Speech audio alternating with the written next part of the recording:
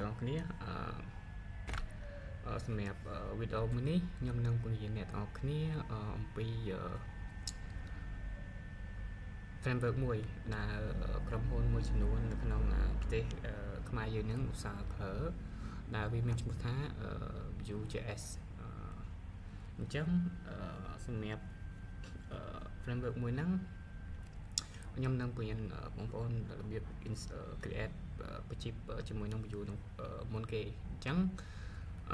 មុននឹងបង្កើត Vue ហ្នឹងបងប្អូនត្រូវ follow install system មួយចំនួនដែលវាអាចយើងអាចបង្កើត Vue ហ្នឹងដំណើរការបានអញ្ចឹងទី1យើងត្រូវ run តាក់ទងជាមួយនឹង Node.js អញ្ចឹងត្រូវធ្វើម៉េច run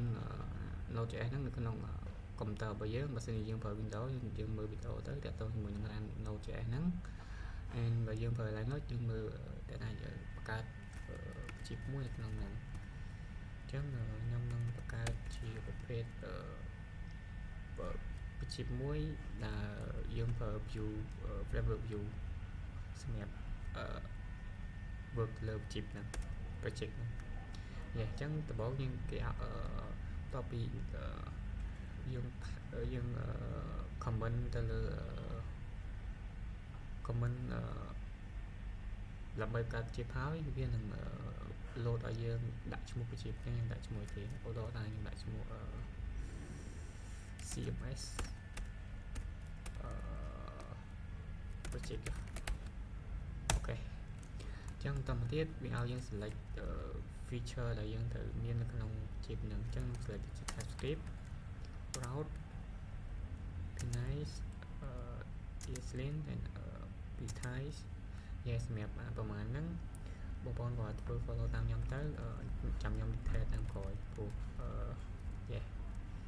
អញ្ចឹងចាំនេះមកអញ្ចឹងសម្រាប់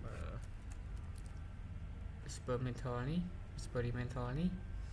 យើង select យកទាំងអស់ក៏បានឬក៏អត់ក៏បានព្រោះហ្នឹងវាជា tool មួយដើម្បីឲ្យជីបយើងងាយស្រួលក្នុងការ better performance ឬក៏ better នៃការ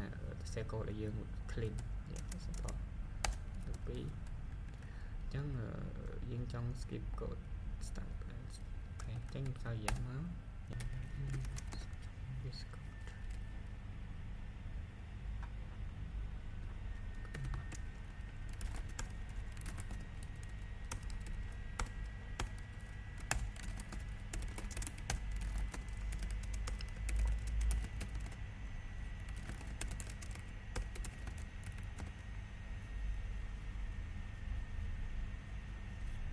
អញ្ចឹងនេះជា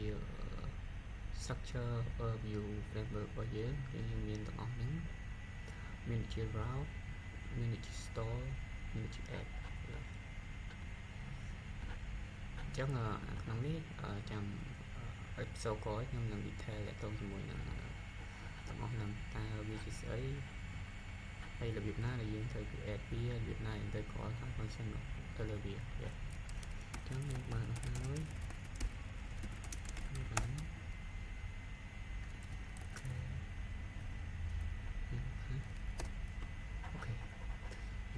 ចឹងមានតែយើងបង្កើតបានជា static website មួយនៅក្នុង Vue នៅក្នុងបញ្ជី Vue របស់យើងអញ្ចឹងខ្ញុំនឹងចូលទៅក្នុង code ដើម្បី change ឧទាហរណ៍ថា example Judith is hello good okay need to sound see will change on our website អូខេអញ្ចឹងដំណើរការនេះបងប្អូនយល់ដឹងថារបៀបដែលយើងត្រូវ set up Vue បញ្ជីហ្នឹងនៅក្នុងកុំព្យូទ័ររបស់យើងមិនអញ្ចឹងគ្រាន់តែ follow តាមអ្វីដែលខ្ញុំប្រាប់ហ្នឹងទៅអញ្ចឹងសម្រាប់ episode ក្រោយខ្ញុំនឹងបញ្យល់structure ទាំងអស់នៅក្នុង Vue ហ្នឹងតើរបៀបណាដែលយើងត្រូវប្រើវារបៀបណាដែលយើងត្រូវ